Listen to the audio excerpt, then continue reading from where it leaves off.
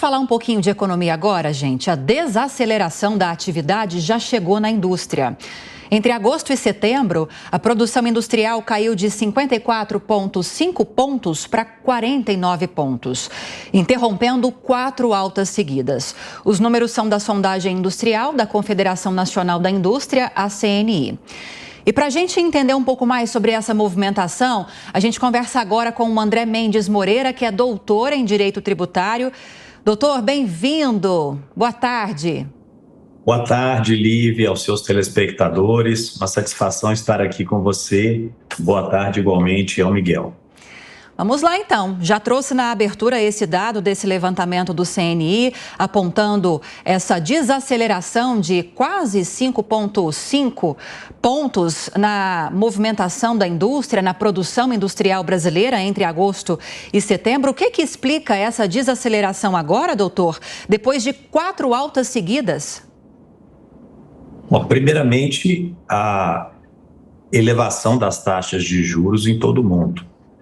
O Banco Central norte-americano está elevando as taxas muito além do que era previsto, pode continuar fazendo.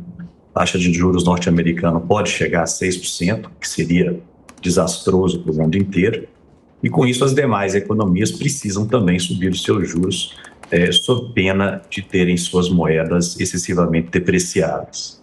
Portanto, a elevação acentuada das taxas de juros em todo o planeta e também no Brasil é responsável por retirar capacidade de investimento da indústria, na medida em que o financiamento para novos projetos fica mais caro, e também retirar capacidade de consumo, na medida em que o parcelamento de bens fica mais oneroso.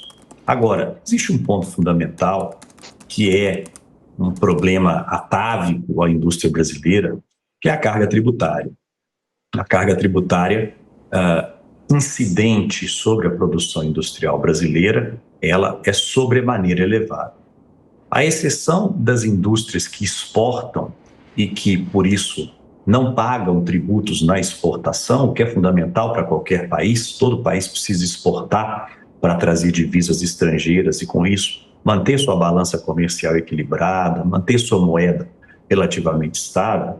Mas à exceção dessas indústrias que, por serem exportadores, por terem uma função social para a nação, que é a de exportar, que não pagam tributos na exportação, o industrial brasileiro que vende mercadorias dentro do país sofre com problemas que são inerentes ao sistema tributário.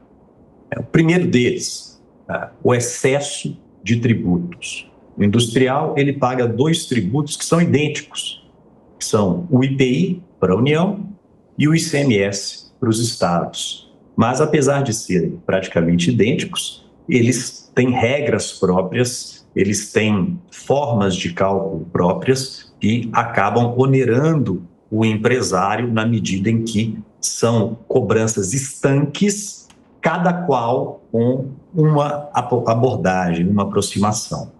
O Brasil também cobra PIS e COFINS. O que são essas contribuições? São contribuições sobre receita. Essa é uma modalidade de tributação que efetivamente só existe no Brasil. O empresário industrial, ou de qualquer setor, em qualquer país do mundo, paga quando tem lucro. Ou seja, além do tributo incidente sobre a mercadoria, que seria o IPI e o ICMS, o que sobra, ao fim, a receita menos a despesa, essa sim é tributada pelo imposto de renda, contribuição sobre o lucro. Mas aqui no Brasil tem-se a tributação da receita, o que significa que um empresário que tenha faturado, digamos, R$1 milhão, pagará PIS e COFINS sobre esse R$1 milhão, ainda que para faturar o 1 milhão, ele tenha investido 1,5 milhão. Ainda que ele tenha tido, portanto, um prejuízo de 500 mil, ele pagará tributo, PIS e COFINS, sobre a receita que ingressou. Essa modalidade de tributação é altamente prejudicial à indústria brasileira. Agora, doutor, desculpa te cortar, só para a gente aproveitar esse tema da questão tributária. Há anos que reformas tributárias tramitam no Congresso Nacional. Há muitas expectativas de que agora, em 2023, finalmente, uma das reformas finalmente seja discutida no Congresso Nacional. Muitos analistas políticos dizem que esses primeiros 6 meses de governo, seja quem for o próximo presidente, são fundamentais para aprovar propostas de peso, e aí entra, sim, a reforma tributária. Agora, de todas que a gente tem tramitando no Congresso Nacional, para resolver todas essas questões que o senhor citou que afetam a indústria brasileira, qual seria a ideal? Bom, a meu ver, as reformas tributárias precisam ser feitas pontualmente. Reformas em que se refaz o sistema como um todo, geralmente, e temos o exemplo da Índia para nos inspirar, geralmente ocasionam uma redução no crescimento econômico nos anos subsequentes. Porque não se pode mudar por completo o sistema de um ano para o outro. Portanto, reformas pontuais que melhorem problemas graves são necessárias. Um exemplo, um tributo que onera sobremaneira o setor industrial é a tributação sobre folha de pagamento. Então, para cada R$100 que o empresário paga de salário, ele recolhe quase R$30 de contribuições diversas incidentes sobre folha de pagamento. Portanto, toda vez que o empresário eleva o salário do seu funcionário, ele está elevando também a sua tributação sobre folha de pagamento. Aí vem uma pergunta: por que não substituir a tributação sobre folha de pagamento por um imposto sobre transações financeiras com uma alíquota baixa, 0,1%? Com isso, já se resolve um problema. Segundo problema, PIS e COFINS, tributar receita. Veja, não se pode tributar quem não tem capacidade contributiva. Capacidade contributiva significa sobra de dinheiro. Muitas vezes uma empresa pode faturar 100 milhões e não ter capacidade contributiva porque ela gastou 150 para faturar os 100 milhões.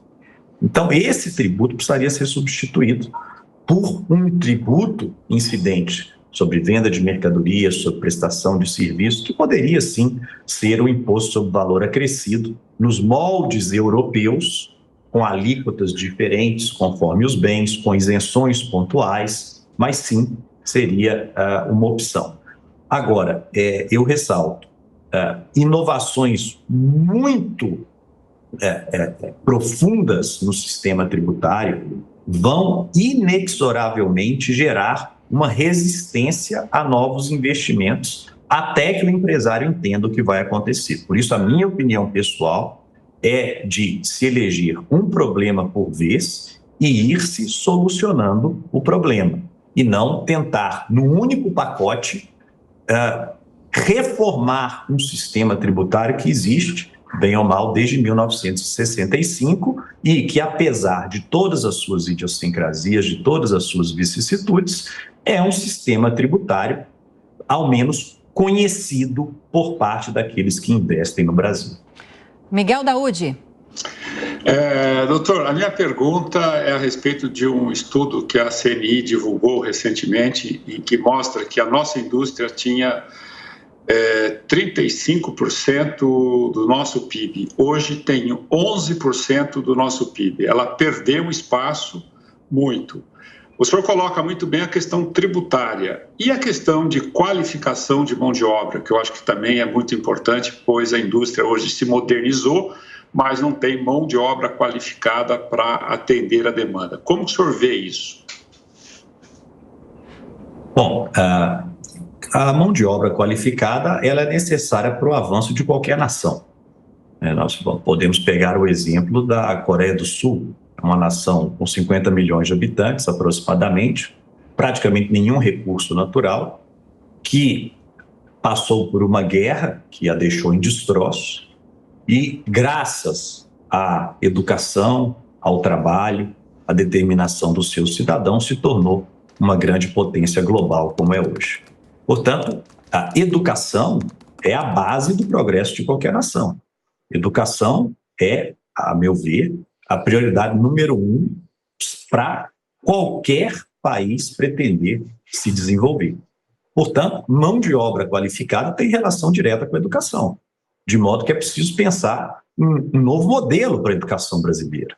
Escolas em horário integral, escolas públicas em horário integral, seria uma medida, a meu ver, necessária já há décadas, que precisa ser implementada, para que nós possamos formar novas gerações com capacidade crítica, com capacidade intelectual e, portanto, termos a tão falada mão de obra qualificada, até porque a mão de obra qualificada de 2022 é diferente da mão de obra qualificada de 1922.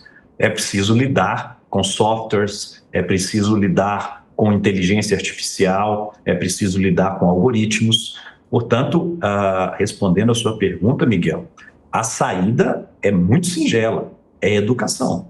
E essa saída já tirou países do atraso para colocá-los na ponta da sociedade global, né? Para ficar com um exemplo, que é o da Coreia do Sul. A gente está conversando aqui sobre industrialização e questão tributária envolvendo esse setor com André Mendes Moreira, doutor em Direito Tributário.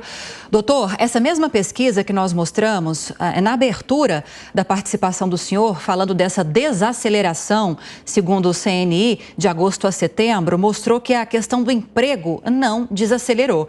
Pelo 5º mês consecutivo, essa geração de empregos nesse setor da indústria aumentou, segundo esse levantamento.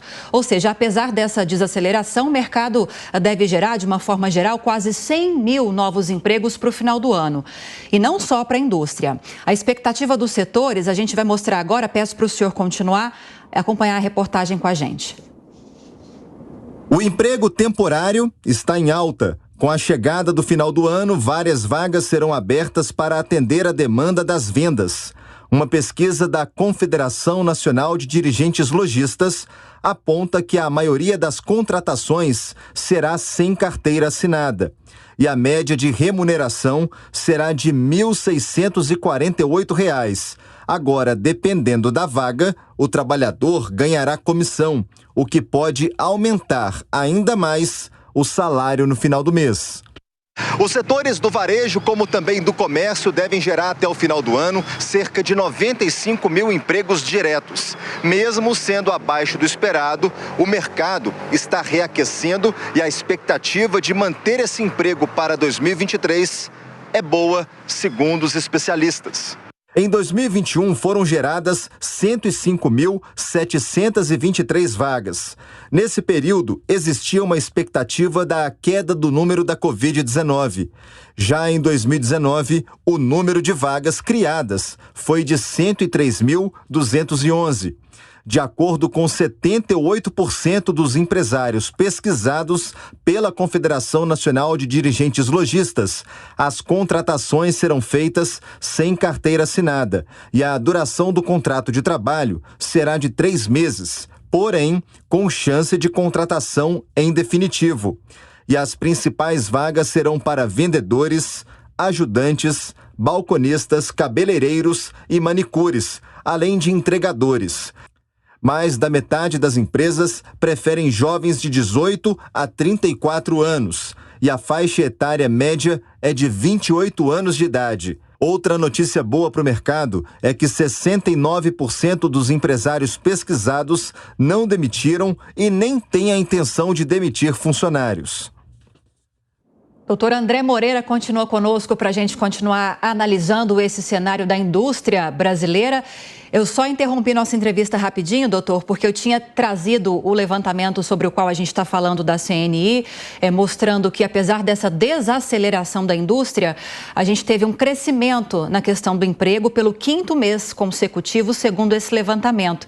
E essa questão do varejo também segue essa mesma tendência, com possibilidade de aumento nas vagas temporárias, no crescimento do emprego, como o Michael Mendes mostrou para a gente. Mas falando especificamente dessa questão da indústria, indústria, né? Durante a pandemia, uma grande preocupação e que empatou muitas indústrias aqui no Brasil e, na verdade, no mundo todo, foi a falta de insumos. As indústrias que produziam insumos não estavam conseguindo produzir os insumos por falta de insumos, né? Num círculo vicioso. E isso impactou a indústria brasileira, claro, nesse aspecto e na falta de demanda também, com a população com menos recursos. Como está a situação agora? Isso ainda é um problema para a indústria brasileira? A situação já se estabilizou? Ainda não chegou ao pré-pandemia, mas já está bem melhor. Basta um exemplo bastante didático, né? Observar a indústria automobilística. Há alguns meses, havia filas de espera para aquisição de automóveis de 6 a 12 meses.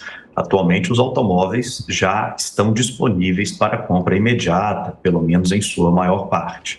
Então, esse é um movimento global, igualmente, não é exclusivo do Brasil, que tem recobrado o fôlego pré-pandemia.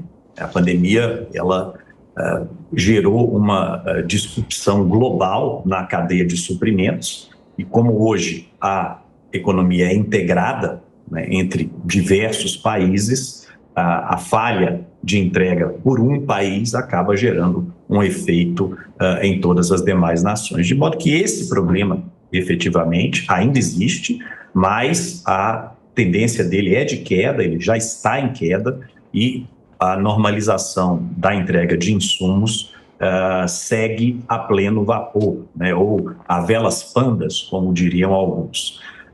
A grande questão que precisamos ter hoje, especialmente para 2023, primeiro, não surpreender os industriais com nenhuma reforma tributária que vá dificultar-lhes o desenvolvimento, né? O dado trazido pelo Miguel, a meu ver, é extremamente didático, ou seja, a produção industrial respondia por 32% do PIB, hoje responde por 11%. Né? E sabemos que as indústrias são as maiores empregadoras, e o que isso tudo traz graves consequências para o Brasil.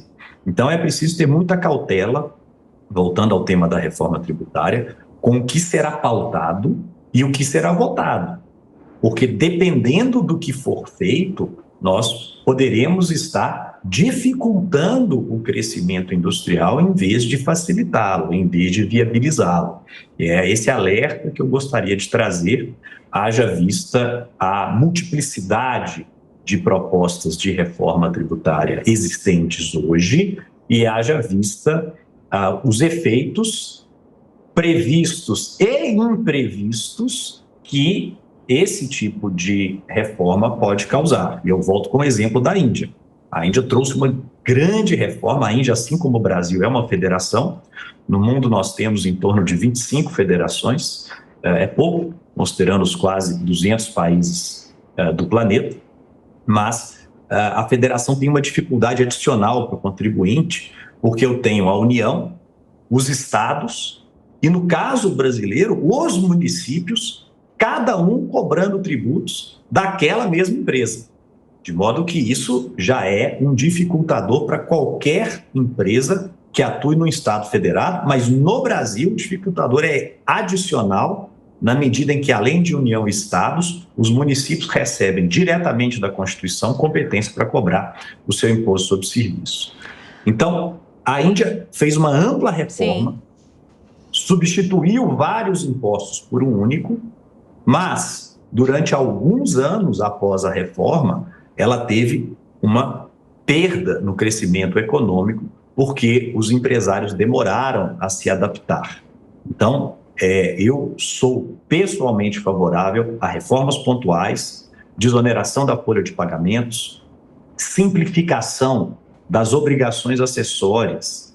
A indústria gasta mais de 1% do seu faturamento apenas com custos de compliance das obrigações tributárias, ou seja, é pagar para pagar tributo. Eu tenho que ter uma multidão de funcionários para calcular e pagar tributos para a União, para os estados e para os municípios, e isso responde por mais de 1% do faturamento. É como se fosse um tributo extra. Perfeito. Então, temos que facilitar a vida do empresário sem soluções mágicas, porque essas efetivamente não existem. Perfeito. Acabamos de conversar com o doutor André Mendes Moreira, especialista em direito tributário. Doutor, muito obrigada pelo panorama da indústria brasileira e pelo reforço, da necessidade da aprovação da reforma tributária. Boa tarde, bom fim de semana. Eu que agradeço, Lívia. Um ótimo fim de semana a você e aos seus telespectadores.